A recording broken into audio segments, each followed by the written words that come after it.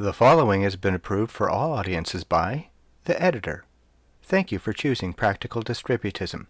The basic premise of distributism is that both economics and politics are subjects of ethics because both exist to serve the common good.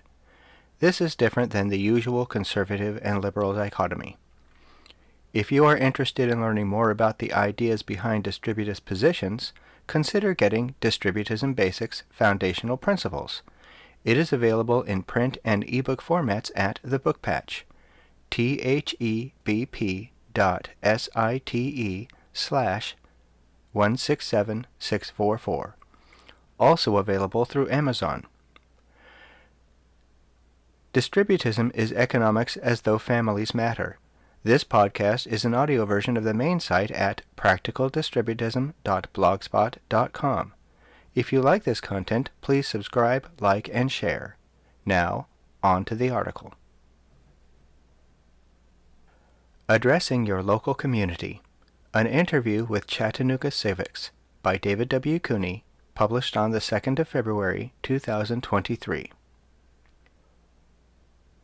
One thing that distributists are often asked is how we can begin to move toward a more distributist society.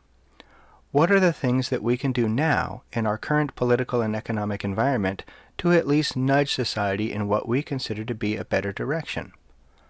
A lot of our response has been about how to do this economically, like supporting local businesses and using a credit union rather than a bank. That is good as far as it goes, but we must also address these questions politically. What steps can we take to help society as a whole to become more localist, to encourage our local government to address local issues and hold them accountable for doing so, and to encourage people in our local community to be engaged in the local political government and its activities? Enter Nathan Bird and Chattanooga Civics. Chattanooga Civics is a local resource created to help the citizens of Chattanooga know what is going on in their city and county governments so they can be informed about what their local governments are doing and what they can do about it. As it says on the About section of the website, when you hear someone talk about local government, what comes to mind? You might think about taxes, schools, policing, roads, or even something as mundane as trash collection. But do you wonder how these aspects of government are managed? How are tax rates set? Who exactly oversees the police? Who determines the school budget? How can we as citizens stay informed and make our voice heard? If you've been looking for answers to these questions, you're in the right place.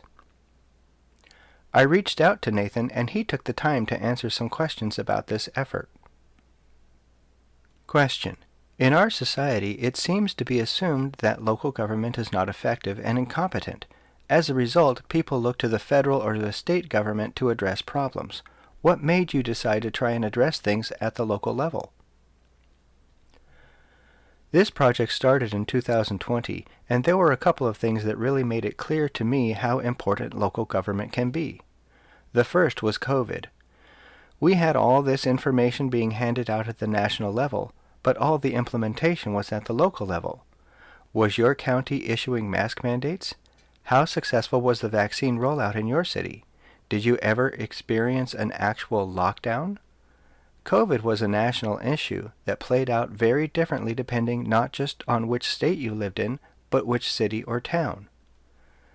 Similarly, the murder of George Floyd in the summer of 2020 sparked a national conversation about policing. But again, this is a national issue that plays itself out locally. Police budgets and policy are set at the city or county level. There are more issues like this that we often talk about nationally but require local action. Affordable housing, sustainability, transportation policy, I could go on. But what I saw in my hometown, and I think this is pretty typical, was a lack of easily accessible and digestible information about local government. I didn't even know who was in charge of making some of these decisions, much less what steps were being taken to address them. So I set out to create a platform that provided easier access to this information. It started as a podcast and has evolved to include a newsletter which summarizes local government issues each week. Question. What kinds of things that impact daily life can local government address? For most people, you start interacting with the local government as soon as you leave your house. Do you walk? Then you depend on local government to keep the sidewalks maintained. Do you ride your bike? Then you depend on local governments to provide safe biking paths. Do you drive? Then you depend on local government to keep the roads paved and the traffic signals timed. But there are more complex issues too. Zoning is, in my opinion, one of the most important issues a city can manage. It has all sorts of impacts on housing affordability, traffic patterns, what kinds of businesses you have in a given area, and ultimately what kind of density you have and what kind of property taxes are required to sustain maintenance. Question: what were your biggest setbacks or frustrations in getting Chattanooga Civics going, and what did you find the most helpful in overcoming them? Honestly, getting the podcast started was the easiest part. I did everything on a shoestring budget. I bought a used digital microphone, downloaded Audacity for editing, and built my website on Google Sites. It's all very home brew, but it's going pretty well. The barrier to entry for podcasting is just so low. I expected it would be harder to get guests, but actually nearly everyone is super excited to come on the show and talk about what they do. Now that might vary depending on the size and culture of a given city, but in Chattanooga I've had no problem getting guests, and the list of people I still need to interview just keeps getting longer. The hardest part has really been making people aware of the podcast and interested in the material. I still haven't figured out the best way around that. Local government just isn't a priority for most people. I try to make the case every chance I get, but it only really happens a few people at a time. Really, the most helpful thing is to find out where people are already talking about local government and building off that and reacting to those conversations. Chattanooga has a very active subreddit, so I go there to let people know about the show, get ideas for future episodes, and get feedback. It's definitely the most engaged community I've found so far. Question: how effective is local citizen involvement in changing things through local government? It's more effective than doing nothing. There are a lot of roadblocks to effecting change, especially at a grassroots level, but it's no different than advocating at the state or federal level. It takes a lot of sustained work. It takes organization and patience. And in a lot of ways, it's more fun, more interesting, and easier because you can organize with your neighbors. You can meet your local representatives in person, or even go address them on the record at a city council meeting. Question: what are the realistic expectations people should have regarding making changes? Change is going to be slow. Everything has to go through committees, public comment sections, legal review, etc. So be patient. Be willing to compromise, but don't let up. You have to keep the pressure up, sometimes for years, so it helps to prioritize and figure out which issues are most important to you. If you try and tackle everything at once, you'll get burned out pretty quickly. Question: what ways can members of the local community get more involved outside of running for office? I got started by joining my neighborhood association. It's not an HOA. We don't have any legal power. It's just a bunch of neighbors getting together once a month to discuss problems and solutions in the area, announce events, and learn more about what's going on in the city. Our city council representative comes to the meetings as often as she can, and other city officials will drop by occasionally to announce things that are happening in their departments that might affect us. These meetings don't have to be super formal. You just need a handful of people who care. I recommend everyone try and join an existing association or start your own. Question: what have you found to be effective ways to get members of the local community more involved? That's the big question. It's really hard to get people involved.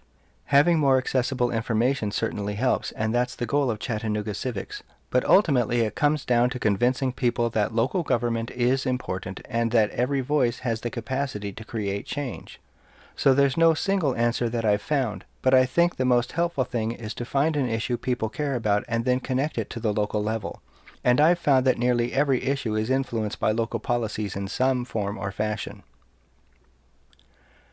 Question: what recommendations do you have for anyone who wants to start doing something similar to what you do? There's a bit of baseline knowledge required. You have to learn the structure of your local government. Every city and town is slightly different in how powers are distributed, so read your founding document, usually a charter, to understand how your local government works in the broadest sense. Find out who sits in your local legislative body, start reading local news, and see if you can access meeting minutes or recordings. Just familiarize yourself with the process. That's really the foundation. Do that for a couple weeks and you'll have a good understanding of who to talk to and what questions to ask.